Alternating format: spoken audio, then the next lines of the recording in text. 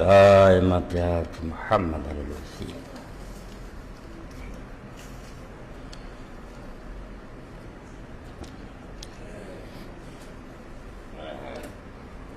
الحمدللہ وسلام علی عبادہ الذین اصطفیٰ. اما بعد فاعوذ باللہ من الشیطان الرجیم. بسم اللہ الرحمن الرحیم. وما قدر اللہ حق قدرہ والارض جمیعا قبضتہ یوم القیامت والسماوات مطویات بیمینہ سبحانہ وتعالی عما یشرکون. واجب الاحترام احباب، دوستوں کے مشورے اور غور و فکر کے بعد میں نے چند چیزوں کا فیصلہ کیا. پہلے میں ان کا اعلان مناسب سمجھتا ہوں. سب سے پہلی بات تو یہ ہے کہ خطبہ اردو زبان میں ہونا چاہیے. یہ بہت سے دوستوں نے یہ بات بتائی کہ چونکہ اب بات کا سلسلہ دور تک پھیل گیا ہے، دوسرے ممالک میں بھی اس کی اشاعت ہے، وہاں زیادہ لوگ اردو سمجھتے ہیں. اس لیے اگر اردو میں خطبہ ہو تو اس سے عام لوگوں کو زیادہ فائدہ ہوگا. اللہ تعالیٰ کی توفیق اور مدد سے انشاءاللہ آئندہ جو خطبات جمعہ ہیں وہ اردو میں ہوا کریں. دوسری بات یہ ہے، جس طرح میرے بھائی نے توجہ دلائی وہ بھی ٹھیک ہے، وہ تو مجبوری ہے چھٹی کی وجہ سے. باقی وقت جو ہے اس کا میں نے یہ فیصلہ کیا ہے کہ وہ خطبے کا وقت صرف 40 منٹ ہوگا، اس سے زیادہ خطبہ نہیں ہوا کرے گا. 12:40 سے شروع کر کے 1:20 پر خطبہ ختم کر دیا کریں گے انشاءاللہ.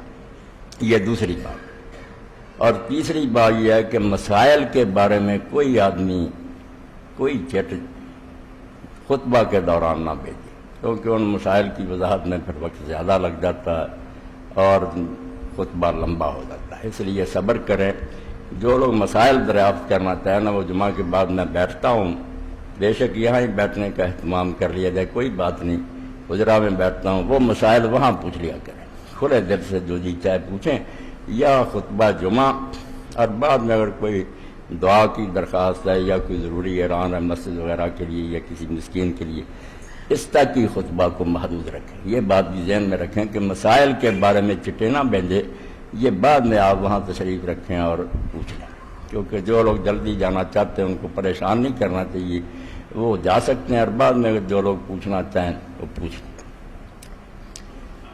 اس سلسلہ میں ایک بات جو انہی دنوں مجھے پیش آئی، جس کی وجہ سے میں اپنے سابقہ تجربات کے بارے میں اور اعلیٰ وجہ بصیرت ہو گیا اور مجھے یقین ہو گیا کہ یہ دور فقہی مسائل کے بیان کرنے کا نہیں ہے. ہم جن باتوں میں الجھے ہوئے ہیں نا کہ لوگوں کو نماز سکھائیں، وضو سکھائیں، نیکی بدی کی باتیں سکھائیں، یہ مجھے بے وقت کی راگنی محسوس ہوتی ہے. میں نے دیکھا تعلیم یافتہ لوگوں سے میرا واسطہ رہتا ہے، میں سمجھتا ہوں یہ سیدھے سادھے مسلمان ہیں، یہ مسائل اگر پوچھنا چاہتے ہیں تو نمازوں کے بعد بیٹھ جائیں، جی چاہے جو مسائل پوچھیں. وقت جو ہے ایسا ہے کہ الحاد جو ہے وہ غالب آتا جا رہا ہے. دنیا میں خود مسلمانوں میں ذہنی ارتداد پیدا ہو گیا.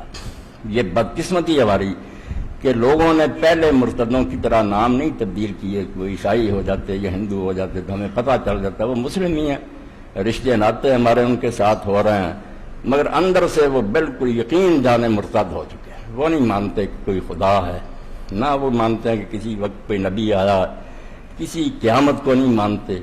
اس کا اظہار وہ عام لوگوں کے سامنے کرنے سے جھجکتے ہیں، مگر اپنی مجلسوں میں مذاق اڑاتے ہیں ان باتوں کا، اور اس بارے میں ایسے شبہات اور اعتراضات کا اظہار کرتے ہیں پڑھے لکھے لوگ، جس سے پتہ چلتا ہے کہ یہ یقین کی دولت سے محروم ہو چکے ہیں. ان کا ایمان جو ہے نا اس کو گھن لگ چکا ہے. ہم زبردستی ان کو مسلمان مانتے ہیں، اور یہ بھی بیچارے اس لیے کہ کوئی گڑبڑ نہ ہو جائے خاندان میں خاموش ہیں، ورنہ بالکل وہ اسلام سے پھر گئے. ان کو کوئی یقین نہیں رہا. یہ ہماری صدیوں کی سمجھے غفلت اور یہ غالب نظام جو تھا کفار کا غلامی، اس نے دور کر دیا. اسی لیے علامہ اقبال فرماتے ہیں، سونا تہذیب حاضر کے گرفتار غلامی سے بدتر ہے بے یقین. انگریزوں نے اور نہیں ہمارا کچھ بگاڑا، بہت سی ترقیاں بھی اس ملک میں کی ہیں، ہمارا یقین چھین لیا. انہوں نے ایسا نظام تعلیم قائم کیا کہ دینداروں کی اولاد جو تھی یہ وہ کھلی یا منکر ہوگی، اگر کھلی منکر نہیں وہ مذبذب ہوگی، شک میں پڑ گئی کہ اللہ جانے کون سا دین سچا ہے یا نہیں، بلکہ خود دین کے بارے میں شبہ میں مبتلا ہو گیا کہ پتہ نہیں کوئی دین نازل ہوا بھی ہے یا نہیں۔ انہی دنوں میں 3 راتیں میری ایسی صرف ہوئی ہے کہ اسلام آباد سے میرے دوست ہیں ڈاکٹر بشیر صاحب، ان کے ساتھ 2 اور ڈاکٹر آئے ہوئے تھے، PhD لوگ، بڑے بڑے افسر ہیں، وہ بھی تھے، اور تیسرے دن ان کے ساتھ پھر یہاں یونیورسٹی کے ایک ڈاکٹر صاحب بھی آئے، جن کے بارے میں بشیر صاحب نے بتایا کہ یہ وہاں امریکہ میں پڑھتے رہے ہیں، ان کے پاس بہت سے سوال ہیں جو بڑے مولوی حضرات کے پیاس کو لے کر گئے، مگر انہوں نے کہا مجھے کوئی قائل نہیں کر سکتا، کسی نے معقول جواب نہیں دیا، اس لیے وہ بیچارے متشکک تھے کہ دین کی باتیں، وہاں یہودی سے کسی سے واسطہ رہا ان کا، ایک دہریے سے رہا، انہوں نے ایسے سوال اٹھائے کہ یہ دین کے بارے میں جانتے نہیں تھے، پریشان تھے۔ تو 3 راتیں گزری، سوموار، منگلوار، بدھ، میں نے دیکھا کہ ہمیں یہ باتیں چھوڑ دینی چاہیے، بریلوی یہ کہتے ہیں، دیوبندی یہ کہتے ہیں، ہمیں خود ایمان کی فکر کرنی چاہیے، مسلمانوں کا یقین ہی ہم بچا لیں، ان کو یہ دولت نصیب ہو جائے، دل سے یہ مان لیں کہ اللہ برحق ہے، رسول سچا ہے، قیامت ٹھیک ہے، اس کی ضرورت ہے۔ اور یہ باتیں جب اس طرح نہیں منوائی جا سکیں گی کہ ہم حوالہ دیں، قرآن میں لکھا ہے، حدیث میں لکھا، مسلم کے لیے تو اس سے بڑی دلیل ہی کوئی نہیں، جس نے اللہ رسول کو مان لیا اس کے لیے کافی ہے کہ اللہ نے کہا، رسول نے کہا، اب اس کے بعد اور کوئی دلیل نہیں، جو مانگتا ہے وہ اپنی حیثیت کو نہیں پہچانتا، کہلاتا مسلم ہے اور پھر اللہ رسول کی بات کے بعد بھی دلیل مانگتا نہیں، سمجھ نہیں آئی اس کو، وہ لوز تھنکنگ کا مریض ہے، اس کا دماغ جو ہے اس میں خلل ہے کہ اگر مسلم ہے تو پھر اللہ رسول کی بات کافی ہے، اور اگر مسلم نہیں ہے تو باہر کھڑا ہو جا، پہلے اس پر بحث کر کے اللہ کا رسول سچا ہے نہیں، نبوت پر بحث کر، نبی پر یقین ہو جائے گا تو اندر آ جانا، نہیں یقین ہوتا تو باہر ہونا، بے شک کافر مرو۔ یہ عجیب تماشا جو ہے کہ مسلم بھی کہلاتے ہیں پھر اللہ رسول کی بات پر یقین نہیں کرتے، کہتے دل نہیں مانتا، اس میں یہ سوال پیدا ہوتا، اس سے پتہ چلتا ہے کہ یہ عقل سے بھی کوڑے ہیں، بڑے بڑے ڈاکٹر فلسفی بنتے نا، بالکل عقل سے خالی ہیں۔ پہلے آدمی کو چاہیے کہ وہ بات کرنے سے پہلے اپنی پوزیشن متعین کرے کہ تم ہو کون، اگر مسلم ہو تو مسلم تو کہتے ہی اس کو ہے جس نے اللہ رسول کے آگے سر جھکا دیا۔ اب اللہ کے رسول نے کہہ دیا نا کہ ہمالیہ کسی زمانہ میں آسمان پر چلا گیا تھا، آپ کیوں نہیں کر سکتے؟ کہا کہ عیسیٰ علیہ السلام بن پاپ پیدا ہوا ہے، آپ تسلی کر لیں کہ کہا یا نہیں، بعد میں نہیں کہہ سکتے کہ بن باپ کیسے پیدا ہوا، یہ کافر کہہ سکتا، پہلے طے کرو کہ تم کون ہو، غیر مسلم ہو تو ہم ناراض نہیں ہوں گے، آپ صاف کہہ دیں کہ میں نہیں اسلام کو مانتا، مگر پھر ہم چھوٹی چھوٹی باتوں پر نہیں بحث کریں گے، شادیاں 4 سے زیادہ کیوں جائز ہیں، خنزیر کیوں، یہ باتیں نہیں، یہ شاخیں ہیں، ہم خود نہیں جانتے کیوں ہیں۔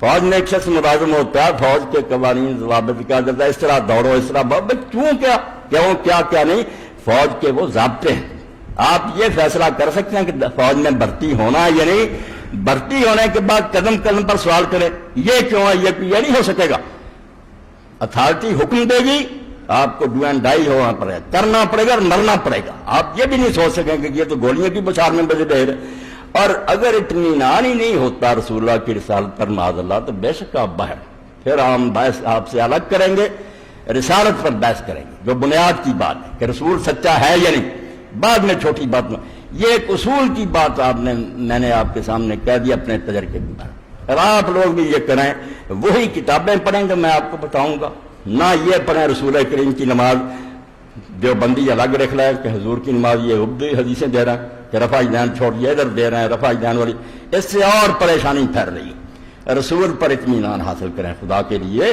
بنیاد گر گئی ہے، ڈہ گئی عمارت، یقین جو ہے وہ گم ہو گیا ہے، اس لیے یقین کو پیدا کرنے کی کوشش کرنی چاہیے، دلائل سے، باپ دادے سے سنی ایک بات چھوڑ دیں، آپ اپنے آپ کو بھی ویسے ہی سمجھیں، جیسے میں نے ڈاکٹر انیس احمد صاحب کے بارے میں سنا، میرے دوست سے وہ سول جج تھے یہاں رستم علی صاحب، اب اسد اللہ لطیف صاحب کے ہاں افطاری کی دعوت ہوتی تھی، آفیسرز کلونی وہ بھی آتے تھے، بات چیت ہوتی تھی، انہوں نے کہا کہ ہم ریفریشر کورس کے لیے 1 مہینہ اسلام آباد گئے، جج تھے، ہم میں نے ٹریننگ کے لیے بھیجا گیا، اب ڈاکٹر انیس احمد صاحب نے کہا کہ اگر آپ نے یہاں رہنا ہے تو مسلمان ہو کر نہیں رہنا، اگر آپ نے یہ سمجھا کہ ہم مسلمان ہیں اعتراض نہ کریں، آپ کو کچھ نہیں ملے گا، آپ کافر ہو جائیں کہ قرآن جھوٹا ہے، اسلام جھوٹا ہے۔ دل کھول کر اعتراض کریں، جو کافروں نے کیے ہیں جی آپ پہ وہ کریں، میں آپ کی تسلی کراؤں، آپ کا اطمینان کراؤں، آپ ایمان لے کر یہاں سے لوٹیں۔ باقی انہوں نے کہا کہ ہم نے ساری عمر میں جو پڑھا اس سے وہ نہیں ملا جو 29 دنوں میں ملا۔ لوگوں کو موقع دو، کسی کو کافر نہ کہو، کچھ نہ کہو، اور لوگ بیچارے بے یقینی کا شکار، نظام تعلیم نے ان کو گمراہ کر دیا۔ ہم فتوے دے لٹھ لے کر ان کے پیچھے پڑ جائیں کہ اس بچے نے یہ کیا، ایسا نہیں ہونا چاہیے۔ بحث کریں، اور بحث صرف رسول پر کریں۔ یقین جانے دین کی بنیاد جو ہم نے اللہ دیکھا، ہم سے اللہ کی کوئی بات ہوئی ہے، جنت دوزخ ہمیں دکھائے گئے، فرشتوں کا ہمیں پتہ کیا ہے یا نہیں ہے، کوئی نہیں۔ ہمارے پاس صرف ایک شہادت، ایک زبان ہے جس نے کہا کہ اللہ ہے، ایک ہے، یہ اس کی صفات ہیں، جنت اور دوزخ ہے، اس میں یہ کچھ ہے۔ ہاں، یہ سارا رسول کریم علیہ السلام سے ہم نے سنا۔ اب رسول کریم علیہ السلام بھی وہ گواہ ہے جن کی صداقت کو پرکھنا لازم ہے۔ بالکل ہر شخص کو چاہیے کہ اس بارے میں جو چھلنی بھی وہ استعمال کر سکے، اس پر حضور کو جانچے، تسلی کرے، سخت سے سخت اعتراض کر کے فیصلہ کرے کہ دل مانتا ہے کہ یہ اللہ کی طرف سے تھا، سچا رسول تھا۔ اگر یہ ہو گیا تو انشاءاللہ پھر جیسے لائن کلیئر ہو جاتی ہے نا اور ٹرین تیزی سے بھاگنے لگتی ہے، سارا دین آ جائے گا، نمازیں بھی آ جائیں گی، روزے۔ جب یہی بنیاد کمزور ہوگی، آپ باپ دادا سے سنے وہ مانتے ہیں تقلیداً کہ مسلمانوں میں پیدا ہو، یار یہ لوگ کہتے ہیں ہمیں کیا پتہ عیسائی سچے، پھر نہیں، سب کچھ تباہ، کچھ نہیں۔ دین کی بنیاد رسول کریم علیہ السلام کی رسالت کا اس بات ہے، یہ اصولی بات سمجھیں۔ اس لیے کتابیں بھی بتاؤں گا، پھر بھی بتاتا رہوں گا، سوال بھی اس کے لیے کریں۔ سیرت النبی پر آپ ڈٹ جائیں۔ قرآن جو ہے یہ بھی صرف حضور کے کہنے سے ہم مانتے ہیں اللہ کی کتاب، ہمیں نہیں پتا کہ جبریل آئے تھے یا نہیں کیا، حضور نے فرمایا۔ آپ کو ہم نے سچا مانا، دل و جان سے مان لیا کہ اللہ کا کلام۔ آپ پر اعتماد اٹھ گیا، ساری عمارت گر گئی، بکس اڑ گئی، ساری بارود کی چنگاری نے سب کو برباد کی۔ اور اگر انکار نہیں بھی، شک بھی آ گیا نا کہ خدا جانے بہت سچے ہیں گوتم، پھر بھی دین برباد ہو۔ اور اسی لیے آپ دیکھتے ہیں کہ قرآن مجید کی آخری سورہ میں اللہ نے جس شے سے پناہ مانگنے کو حکم دیا کیا ہے؟ شر الوسواس۔ وسوسہ پیدا ہو گیا نا، شیطان نے کوئی خیال ڈال دیا آپ کے دل میں، شاید یار یہی بات تھی، تو برباد۔ یہ بیج کو جیسے گھن کھا جاتا نا، پھر نہیں پودا اٹھا، دین نہیں آئے گا کبھی بھی۔ وسواس ایسی بیماری ہے، اللہ کے رسول علیہ السلام نے خود دعائیں سکھائی ہیں، میں وسوسۃ صدر، دل میں وسوسے نہیں آنے چاہیے۔ وسوسہ دین کو کھا جاتا ہے جیسے لکڑی کو آگ کھا جاتا۔ تو ایمان اور یقین جو ہے نا، یقین پیدا کرے غافل، یقین سے ہاتھ آتی ہے وہ درویشی کے جس کے سامنے جھکتی ہے فخور۔ فخور چین کے حکمرانوں کو کہتے ہیں، جیسے آج ہم بش کو کہتے ہیں نا، اس زمانے میں چین کے حکمران سب سے بڑے مانے جائے فخور۔ تو درویش فقیر کہتے ہیں یقین پیدا کر، یقین اگر آ گیا نا تیرے اندر تو تو فقیر بھی ہوگا اور گودڑی پہنے ہوگا اور چٹائی پر بیٹھا ہوگا نا، وقت کے سلطان سلام کے لیے آئیں گے، تجھے نہیں جانا پڑے گا، تیری خدمت میں حاضر ہوں گے۔ یہ وہ دولت ہے۔ اور یقین نہیں ہوتا کچھ بھی، یقین کے بغیر کوئی بات نہیں۔ خلیل آسا درے ملک یقین، ابراہیم علیہ السلام کی طرح یہ دروازہ کھٹکھٹا، اللہ نے کہا یکون من الممکن، ہم نے اسے دلائل اتنے سکھائے، بار بار نشانیاں دکھائیں کہ وہ یقین کرنے والوں میں سے بن جائے۔ یقین ایسی دولت، فرمایا ابراہیم علیہ السلام کی طرح اس دروازے کو کھٹکھٹا، نوائے لا احب العافین، پھر آواز تو دے گا جو قرآن میں آتی ہے کہ میں فانی چیزوں کو نہیں مانتا، پھر خدا کا دامن ہاتھ میں آ جائے گا، وہ زندہ خدا مل جائے گا، روشنی ہو جائے گی، نور۔ ورنہ اندھیروں میں بھٹکتا رہے ساری عمر، اندھیرے یا کفر کا یا شرک کا یا فسق کا یا بدعت کا، طرح طرح کی گمراہیاں، نجات نہیں پا سکتی۔ تو اس لیے ایسی کتابیں جن سے ایمان پیدا ہو، رسول پر یقین پیدا ہو۔ جن لوگوں کو پتہ ہے اس دور میں مولانا مودودی رحمۃ اللہ علیہ نے جو کام کیا، ان کے مخالف بھی مانتے ہیں، چھوٹے چھوٹے مسائل میں جھگڑتے ہیں کہ صحابہ کے بارے میں یہ لکھا ہو، مگر اس بات کو مانتے ہیں کہ یہ کفر کی الغار جو ہے دہریت اور الحاد، یورپ جو لوگوں کو منواتا ہے سائنس اور فلسفے کے دور سے کہ خدا نہیں ہے، اس کا مقابلہ صرف اس شخص نے کیا، اور اس کے دشمن بھی اس کی کتاب میں استعمال کرتے ہیں، لکھتے ہیں کہ اگر یار ان مسائل میں نہ ہوتا تو اس سے بڑا کام کسی نے نہیں کیا، جو یہ کر گیا ان کے مقابلہ میں کوئی نہیں کرے۔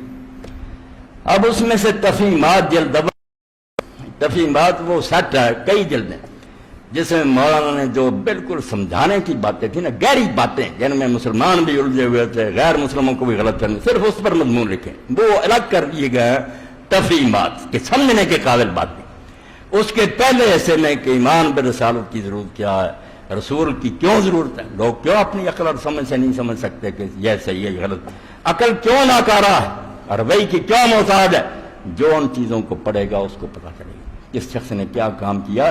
یہ شاخوں کو کترتے رہتے ہیں کہ یہ مسئلہ لے لو یہ مسئلہ لے لو، بھئی بات تو بنیاد کی کرو کہ رسول اللہ کی طرف سے ہے، اور کبھی رسول آئے بھی ہیں یا ہے ہی افسانہ، اللہ نے کبھی نہیں بھیجی، بلکہ اس سے آگے بڑھ کر کہ اللہ بھی ہے یا معذاللہ یہ بھی ہمارا ایک وہم ہے خیال، اس کو جب تک آپ نہیں سمجھے گی۔ میں نے دل کی بات آپ سے کہی، مل کر پڑھے لکھے لوگوں سے کہ وہ بیچارے تذبذب کا شکار ہیں، کہہ نہیں سکتے، دل نہیں ان کے مانتی کہ اسلام سچا ہے اس کی، وہ کہتے مذہب تو اور بھی، وہ بھی سارے کتابیں لیے پھرتے، ہمیں کیا، بہت بڑی بات، اس کو حاصل کرنا چاہیے، اس پر اپنی توجہ مرکوز کریں۔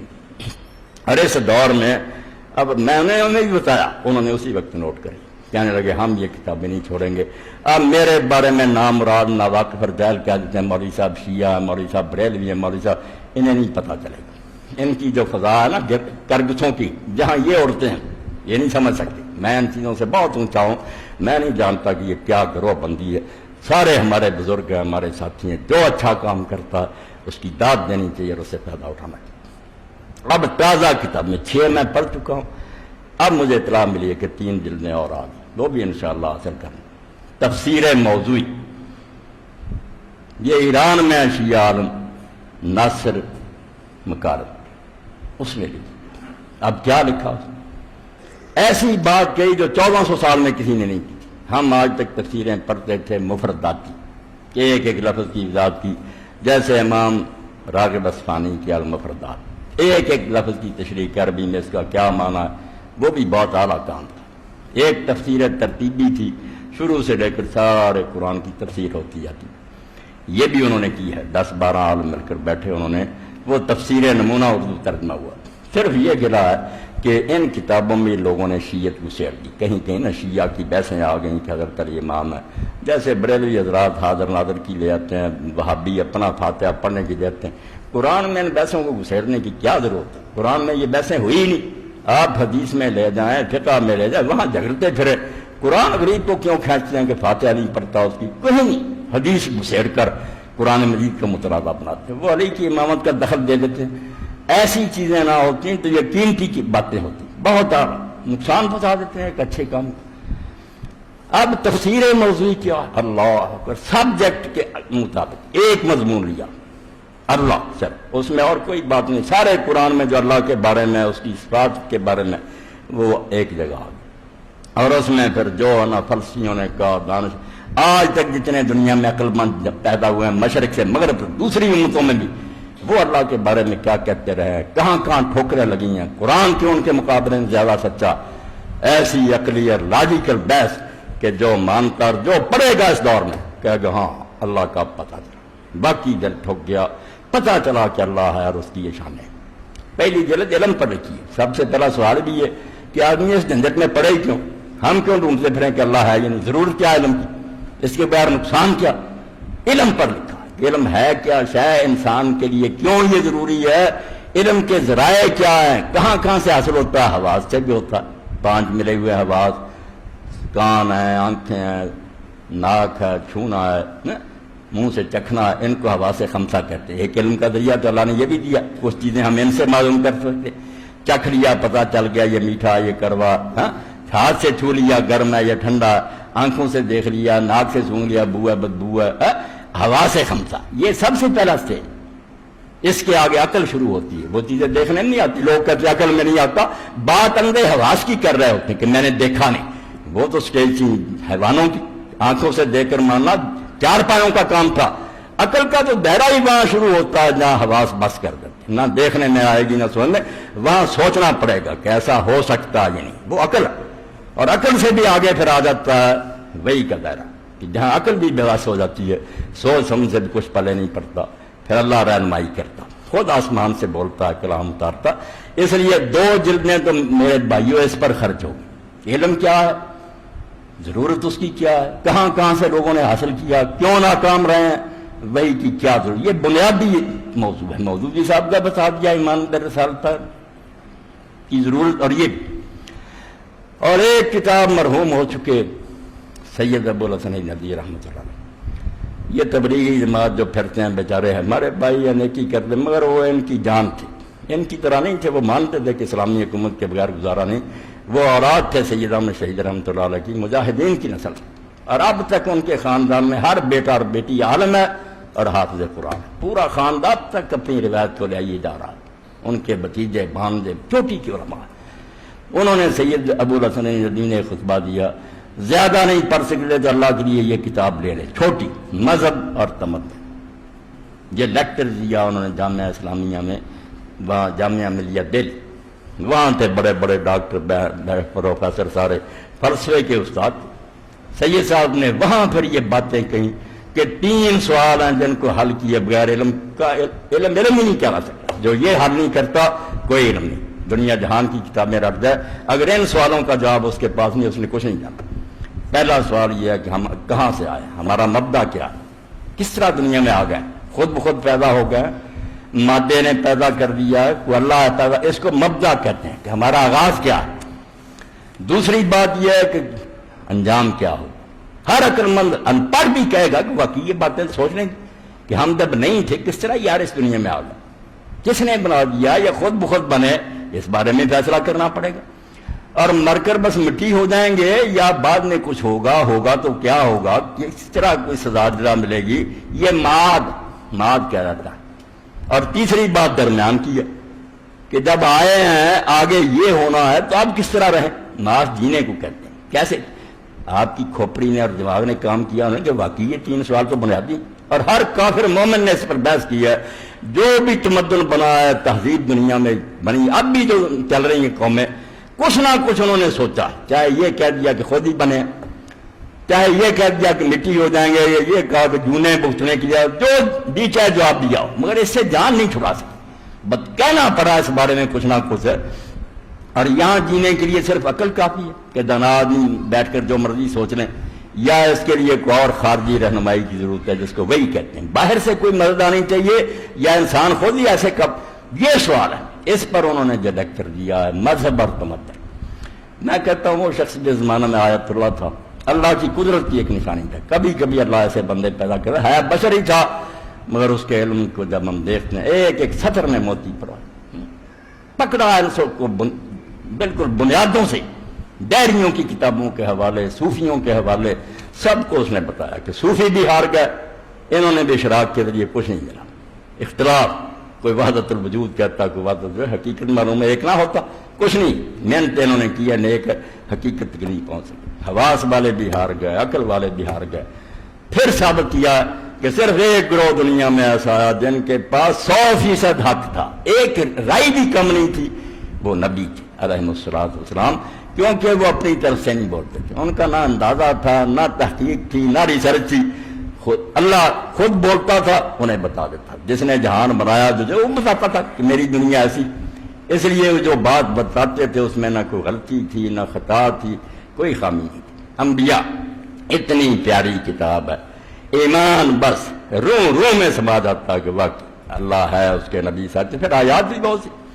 اس لیے اثر کرنے کے کام جو ہیں یہ ہے، چھوڑیں چھوٹی باتوں کو ہاتھ ناپ کے نیچے باندھنے، لوگ نماز ہی چھوڑ گئے، وہ کہتے ہیں اللہ ہی کوئی نہیں، نماز کیا کیا میں، آپ کس چکر میں پھنسے ہوئے ہیں کہ 2-4 اگر مسجد میں آتے ہیں ان بیچاروں کو بھی لڑاتے رہتے ہیں، وہ ایک دوسرے سے سلام سے ہی جاتے رہتے ہیں، میرا مولوی کہہ دیتا ان سے سلام نہ کہنا، وہ کہہ دے اسے کہنا، صرف یہ ہے خدمت ہم انجام دے رہا ہے، اللہ کے لیے اللہ منواؤ، اس کے رسول منواؤ، آخرت منواؤ، اس پر دلائل دو، محکم دلائل، تاکہ پتہ چلے کہ واقعی بھیجنے والا بھی ہے، اس غرض کے لیے بھیجا ہے، بعد میں نتیجہ یہ سامنے آئے گا۔ تو اب میں صرف اس سلسلہ میں جو میں نے قرآن مجید میں سے پڑھا اس کا ترجمہ ذرا کر دوں۔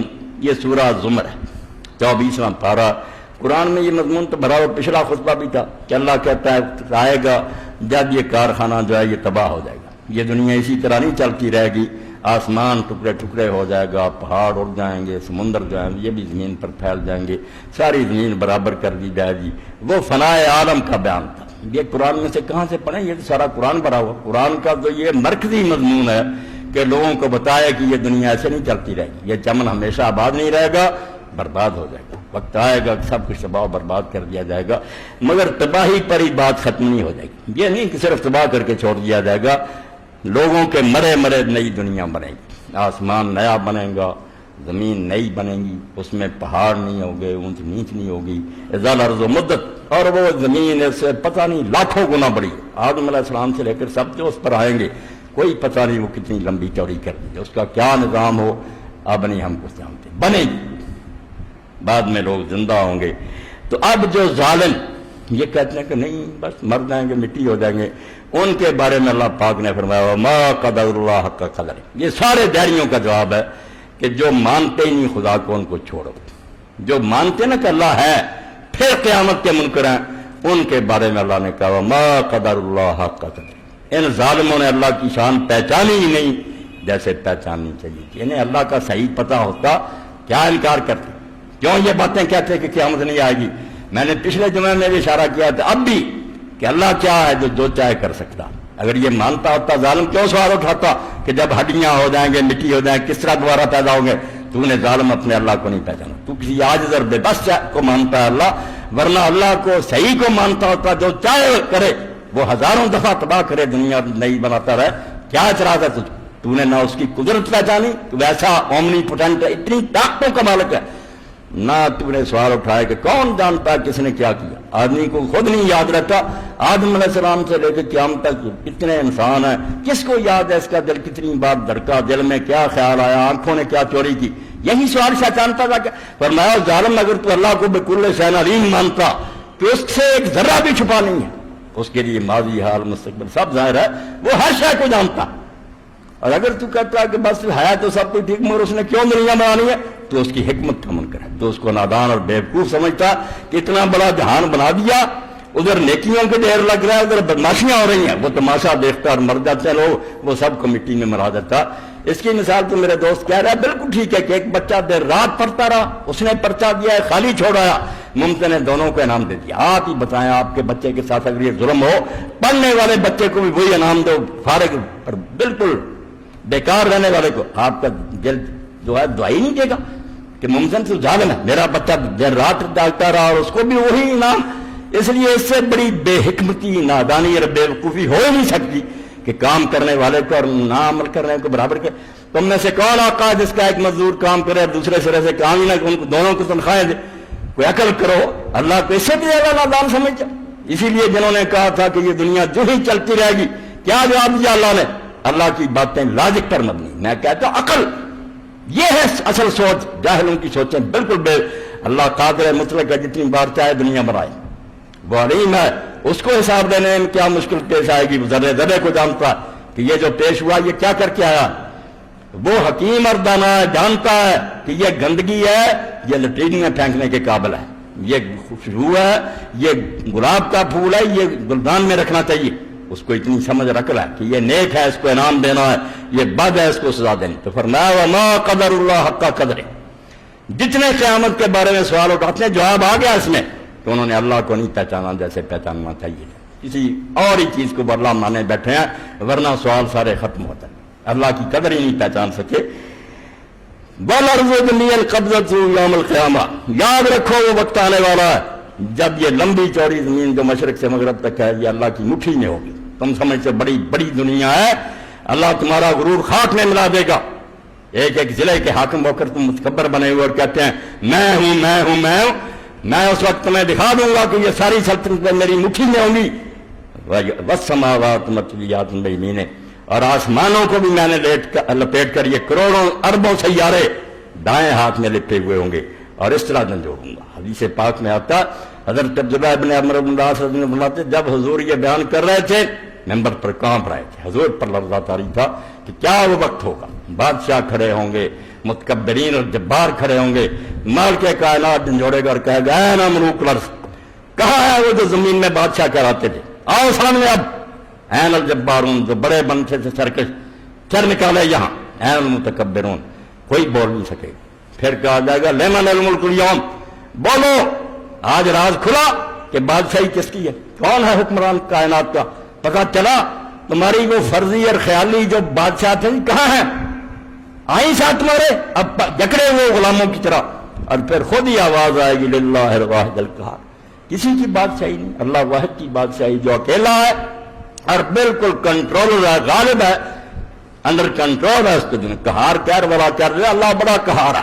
اس کا معنی پنجابی والا لے لیتے ہیں بڑا ظالم ہے، توبہ توبہ. عربی زبان میں قہر دبانے کو کہتے ہیں کہ اس نے ہر ایک کو دبا کر رکھا، کہ اس کے سامنے چوں نہیں کر سکتا، وہ غالب ہے. تو فرمایا یہ آسمان و زمین اس نے مٹھیوں میں پکڑے ہوں گے. سبحانہ و تعالی عما یشرکون، سن لو وہ پاک ہے اور بلند ہے ان چیزوں سے جو اس کے ساتھ تم شریک کرتے. اب یہاں ہم کیا کرتے ہیں، ترجمے آتے ہیں نا، پہلی بات پڑھیں گے قصے کہانیاں. جب ٹیپ کی بات آئے گی نا آخری جس میں سب کچھ ہوگا، سرسری اللہ پاک ہے اور بلند ہے، گزر جائیں گے، عالم گزر جائیں گے درس دیتے، بس سب کچھ جس میں 1000 سال بحث کروں سبحانہ و تعالیٰ میں وہ چھپی ہوئی، جانتے ہی نہیں کہ اس میں حکمت کے کتنے ہوتی. جب کہا وہ کون ہے، سبحانہ، ہر کمزوری سے پاک.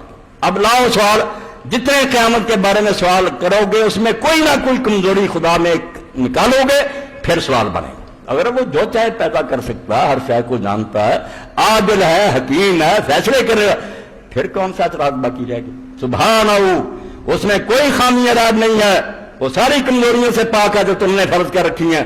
وتعالی، اور تمہاری عقل جہاں تک پرواز کرتی نا، سوچتے جاؤ اڑتے جاؤ بلند، وہ اس سے پرے، تمہارے اندازوں سے بالا ہے پرے سرحد ادراک سے اپنا معبود. قبلہ کو اہل نظر قبلہ نما کہتے ہیں، وہ بہت اونچا، اس کو کوئی نہیں پا سکتا، نبی ولی نہیں پا سکتے. اللہ کے رسول علیہ السلام نے بھی فرمایا ساری رات تہجد پڑھتے آخر سجدے میں گر جاتے، لا احصی ثناء علیک، اللہ میرے بس میں نہیں ہے کہ میں تیری تعریف بیان کر سکوں کہ تو کیا ہے اور کیا نہیں. جب سمجھ نہیں سکتے کیا بیان کریں، کما سنائے ترا نفسک، تو خود ہی اپنی تعریف کر سکتا کہ تو کیا ہے کیا نہیں، ہم نہیں کچھ بھی کر سکتے. اقرار نبیاں سندات لا احصی بتا، اسی حدیث کا حوالہ دیا ہے نا مولانا کہ لا احصی ثناء علیک، جو حضور نے کہا نبیوں کے سردار کا اعتراف آ گیا ہے. اقرار نبیاں سندا لا احصی بچایا، گناہ تیری نوں پا نہ سکے تو بے عیب خدایا. سب کچھ وہی ہے، پتہ نہیں. جبریل روز کلام سنتا لے کر آتا، عمر کے افسر ہو نہیں میں پا سکا کہ کون ہے، کون حکم دیتا، آواز سنتا آ جاتا. حضور نبی کریم صلی اللہ علیہ وسلم سے ایک یہودی عالم نے پوچھا کہ زمین کے جو خطے ہیں ان میں سے سب سے اللہ کے نزدیک پیارے خطے کون، اتنے جو ہیں مسجدیں ہیں، بازار ہیں، گھر ہیں، احب البقائر اللہ کون سے، اور اسی طرح برے کون سے. آپ نے فرمایا میں نہیں جانتا. جبریل آئے ان سے پوچھا، انہوں نے کہا میں بھی نہیں جانتا، اللہ سے پوچھوں گا. اللہ کے پاس گئے، واپس آئے اور حدیث پاک میں کہا اللہ کے رسول جتنا میں آج قریب ہوا ہوں جب سے پیدا ہوں کبھی قریب نہیں ہوا. آپ کے سوال کی برکت سے بہت اللہ نے قرب بخشا، مگر پھر بھی میرے اور اللہ کے درمیان 70,000 نور کا پردہ ہے. جل مل ہو رہی تھی، کوئی پتہ نہیں چلتا کیا کیا. جواب لائے کہ سب سے پیاری جگہ مسجدیں ہیں، سب سے بری جگہ بازار اور منڈیاں ہیں. دیکھتے ہیں ہم جھوٹ سارا کر رہا ہے بازار میں، یہاں بات ہو رہی.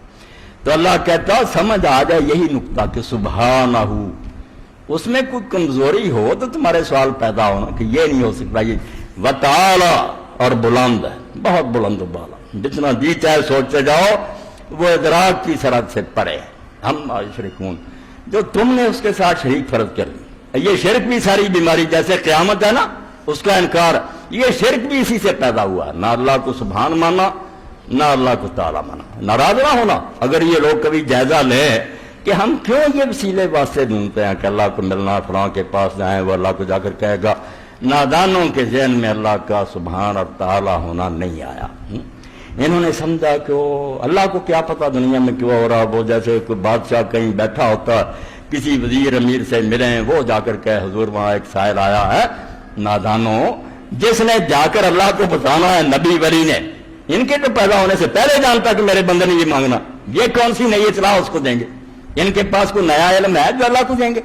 ان کو تو جو پتا چلتا وہ بھی وہ بتاتا ہے. انہوں نے کیا خبر دینی ہے؟ اور اگر کہو کہ خبر تو ہے مگر اللہ کو پتہ کوئی نہیں اس فیصلہ مقدمہ میں کیا فیصلہ کرنا چاہیے، ہو سکتا ہے یار جج غلطی کر دے، اس لیے سفارش کراتے ہیں کہ سب اصل معاملہ یہ صحیح انصاف کر۔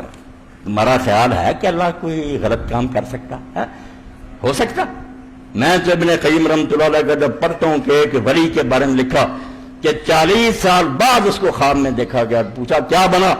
اس نے کہا 40 سال ہو گئے اس لیے اللہ نے کھڑا کر رکھا سامنے کہ تو نے کیوں کہا تھا کہ یہ دن بارش کے ہیں، بارش نہیں ہو رہی تھی، اب تو نے کہا تھا یہ دن بارش کے ہیں، یہ مجھے پہچانا تھا، میں بے عقل تھا جس کو نہیں علم تھا کہ بارش ہونی چاہیے، تو نے اعتراض کیا، تجھے میری معرفت نہیں حاصل، تو نادان اور جاہل ہے میرے بارے میں۔ اس کو میرے بھائیو اللہ کو پہچانو، اللہ جانتا ہے سب کچھ، اور کیا کرنا ٹھیک ہے کیا نہیں وہ اس کو پتا کہ کون سی دعا ماننے کے قابل آئی کا، اور اگر کوئی جانتا ہے سب کچھ ہے مگر اس میں رحم نہیں ہے، پیار نہیں ہے بندوں سے، اس کو یار کوئی کہے سنیں گا تو شاید اس کے دل میں کوئی ترس آئے، ورنہ اسے ہماری کیا پرواہ، لعنت ہو کروڑوں تم پر جو ارحم الراحمین ہے۔ اور جس نے ذرہ ذرہ تقسیم کیا تو حضور نے فرمایا جو 100واں حصہ نہ بانٹا، 99 اب بھی باقی رکھے ریزرو، اور 100واں تقسیم کیا تو اس کا بھی اثر ہے کہ گھوڑی جو ہے اس کا پاؤں پر بچے پر آ جائے فوراً نرم کر کہ میرا بچہ دیس پر باؤ نہ آ جائے، وہ مخلوق میں اس 100ویں حصے کا یہ اثر ہے، رحمت ہے،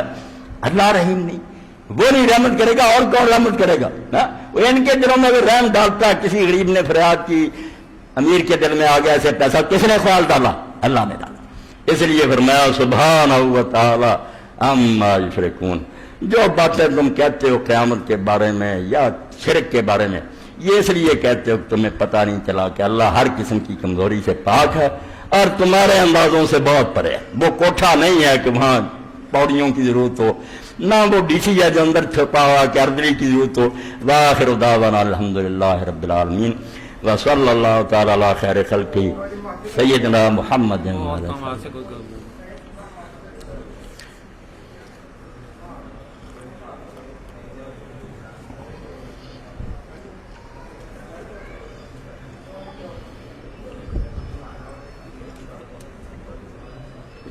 الحمدللہ۔ لے لینا گلاس۔ الحمدللہ رب العالمین والصلاة والسلام علی رسولہ الامین وعلی آلہ وصحبہ اجمعین، اما بعد۔ سب سے پہلی بات تو یہ ہے کہ ہمارے ہمسائے اکبر بٹ صاحب کل فوت ہو گئے، ان کے لیے مغفرت کی دعا بعد میں کرنی ہے۔ جو چلا جائے نا دنیا میں سے، جس طرح ہم جنازے کے بعد کہتے ہیں السلام علیکم ورحمۃ اللہ وبرکاتہ، تو ابن عربی فرماتے ہیں السلام علیکم کہنے کے بعد اگر تم برائیاں کرتے رہو کہ اس میں یہ تھا تو تم نے میت کو سلام نہیں کہا، تم نے سلام نہیں کہا، تم تو بری نیت کے لے کر آئے ہو، اس نے جو کیا وہ اللہ کے حوالے ہے، اور اب تمہارا بندوں کا کام ہے کہ اس کے لیے بخشش کی دعا کریں، اس لیے کوئی ہو ہمیں ان کی غلطیاں نہیں چھاڑنی چاہیے، بخشش کی دعا کریں تو انشاءاللہ ان کے لیے بھی اور لوگ بھی جو مرحوم ہوئے، ہم نہیں جانتے کہ ہفتے میں کتنے مشرق مغرب میں ہمارے بھائی چلے گئے، ان کے لیے دعا کریں۔ دوسرا اعلان یہ کہ پرسوں بروز اتوار وقت 8:30 بجے شروع ہوگا اجتماع مسجد میں تحریک اسلامی کا، احباب شرکت فرمائیں، آ جایا کریں، یہ اتوار کے دن جو نا اجتماع 15 دن بعد ہوتا ہے، اس میں شریک ہوا کریں، انشاءاللہ آپ جھوڑیاں بھر کر جائیں گے، اللہ کی مدد سے دین کے نقطے آپ کو ملیں گے۔ تو یہ 8:30 بجے شروع ہوگا۔ 8، 9، 10 اکتوبر اگلا مہینہ جو آ رہا، سالانہ اجتماع جمعہ ہفتہ اتوار کو بمقام حسن عبدال جو ہے ہو رہا ہے۔ اس پر میرے بھائی نے لکھا کہ ہمارے ذمہ 15,000 روپے، وہاں جو اجتماع ہو رہا اس کے لیے 15,000 روپے درکار ہیں، اس کار خیر میں سب حضرات ضرور حصہ لیں، زکوٰۃ ہو صدقات ہو، جن کو اللہ نے دیا 15,000 تو ایک آدمی کے لیے کوئی بات نہیں، تو یہ رقم جو ہے نا اگلے جمعہ تک یہ آپ بھی پوری کر دیں۔ اور تیسرا اعلان جو اب بھائی نے مجھے توجہ دلائی، پہلے وہ بیبیاں آئی تھیں، مسکین تھی، حاجت مند تھی، انہوں نے سفارش کی تھی، تو آج کے جمعہ پر آپ ان مسکین عورتوں کے لیے بیچارے جن کے یہ ہمارے بھائی شریف صاحب سفارشی ہیں، میرے پاس بھی آئی تھیں، تو اللہ مدد فرمائے تو زیادہ سے زیادہ ان کی مدد کریں، اللہ اجر دے گا، بالکل اجر دے گا۔ جب کسی مسکین کے لیے صدا دی جائے نا تو آپ اس کو کسی کا معاملہ نہ سمجھا کریں، اپنے ذہن میں سمجھیں کہ میرے لیے کھاتا کھول گیا سیونگ اکاؤنٹ، اللہ کے بہشت میں مجھے اس میں بارے میں جو ملے گا نا وہ ان کوڑیوں کے مقابلے میں بہت ہوگا۔ اللہ توفیق دے تو آج جو کچھ بھی اکٹھا انہیں دے دینا چاہیے۔ اللہ تعالیٰ سارے حاجت مندوں کی حاجتیں پوری کرے، ان کی مشکلات کو حل فرمائے، پریشانیوں سے بچائے۔ پریشانی بہت بڑا روگ ہے، غم کھا جاتا ہے آدمی کو۔ یہ اعلان جو کیسٹوں کا ہے، یہ آپ نے پہلے بھی سنا، بھی میں کہہ دیتا ہوں، آپ سب کے علم میں یہ بات ہونی چاہیے، یہ کیسٹیں جو فروخت ہوتی ہیں میرا اس کے ساتھ تعلق نہیں، سب کے علم میں یہ بات ہونی چاہیے۔ آپ پہلے جانتے ہیں، مگر ہونا چاہیے پتہ کہ میں نے دوسرے علماء کی طرح کو یہ نہیں رکھا کہ میری ریکارڈنگ کرو اور اس سے مجھے حصہ دو، نہیں، اللہ نے مجھے بہت دیا اور اللہ سب کو دے، ایسی کوئی بات نہیں۔ باقی یہ لوگ جو خدمت کر رہے ہیں اللہ اس کا صلہ انہیں دے، اس پر میں خوش ہوں کہ چلو میری بات کو لوگوں تک پہنچانے کا یہ طریقہ ہے، اللہ تعالیٰ کسی کے دل میں اتار دے۔